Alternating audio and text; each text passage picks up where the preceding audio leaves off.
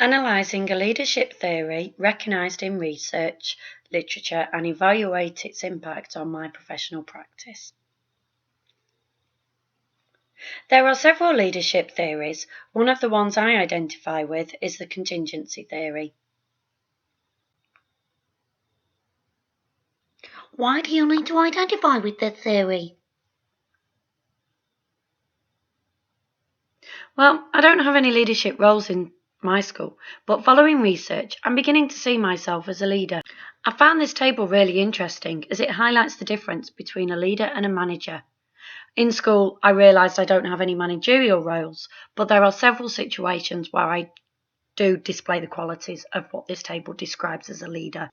In some situations, I am more confident and have the ability to lead than in other situations. I am a leader in the classroom and also a leader in non-school situations such as brownies and scouts. Also at team meetings I display qualities of leadership, although I'm not the team leader so I don't have the opportunity to lead directly. The contingency theory, the Herschel-Blanchard situational leadership theory. Earlier theories look at a leader as a dictator. This theory suggests that different situations may need different leadership styles, such as the ability to support and connect. The philosophy of a leader should be flexible enough to adapt to situations and changing times. We need a mixture of transactional and transformational leadership techniques to get the job done.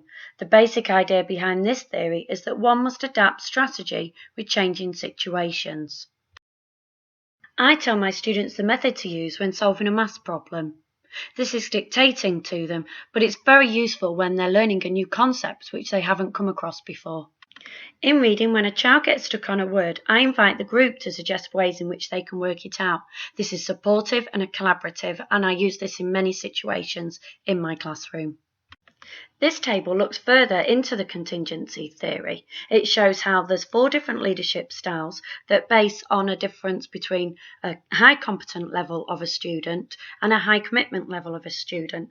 Based on their commitment and their competence is how you would develop your leadership style in order to get the best out of them.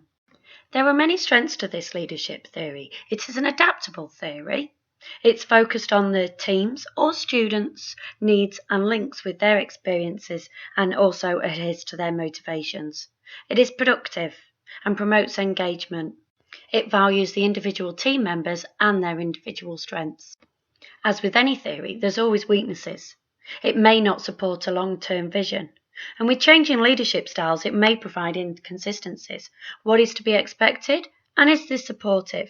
When choosing to adapt the style to the ability of the student or the lack of willingness, misjudging this can have a huge impact and may not necessarily be beneficial to what you're trying to achieve.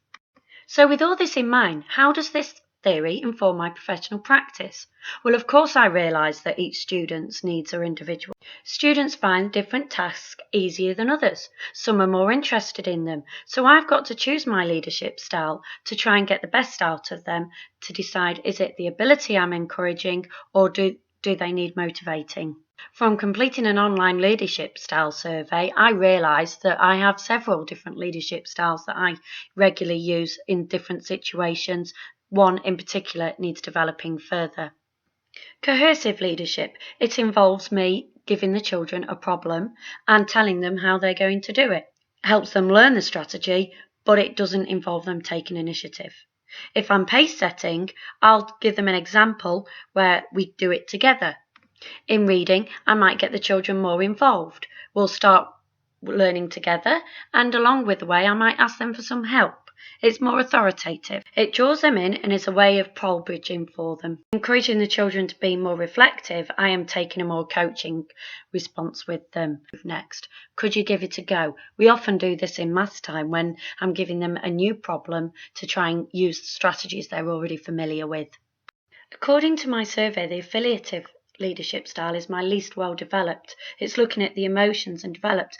I feel I do this well in the classroom, but I'm thinking back to some of the questions I answered and I realised it's least developed because I don't have the opportunity to do that as in such a management or leadership type role in the school, and maybe this is something I need to look into.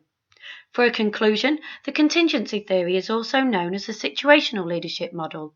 It allows a leader to draw on different leadership styles based on the situation, the learner's needs and abilities. For my practice, I use a range of leadership styles which need fully developing. Based on what I have learned, I need to think about how this can inform my future practice and develop opportunities to be more affiliative.